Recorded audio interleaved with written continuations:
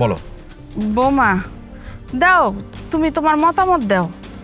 তোমার মতামত না শুনলে তো তোমার স্বামী আবার সিদ্ধান্ত নিতে পারতেছে না।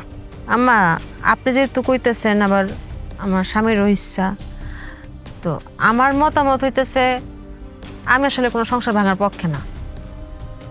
আর যদি দোষের কথা কিছু কন, তো দোষ হইতেছে আমার ননদের। ভাবি এই ফুসলান দে উঠলি কেন? কথা শেষ হইছে?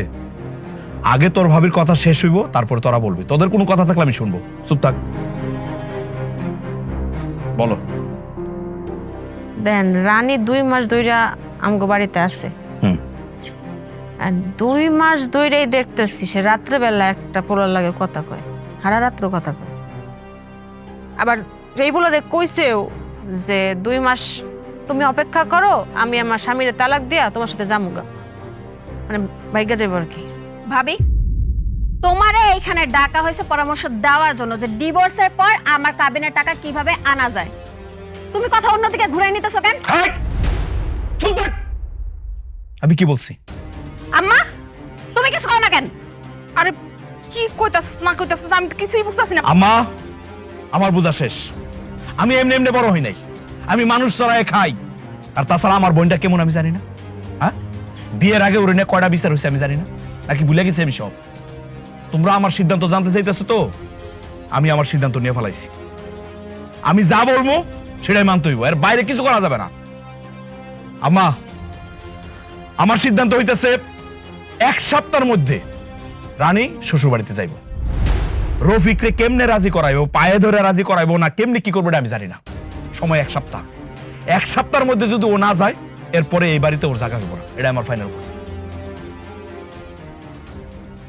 বউ, সকালের ওষুধ খাইছিলা? আমি তো বাইরে যাবো, কিছু লাগবো তোমার লাগে আনমু? না কিছু লাগবে না। আচ্ছা ঠিক আছে, আমি বাইরে গেলাম।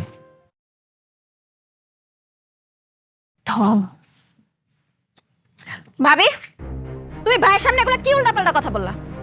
আমার কি বন্ধু থাকতে পারে না? তুমি আমার বন্ধুরে প্রেমিক বানাই দিলা। একটা থাপ্পড় দেবো।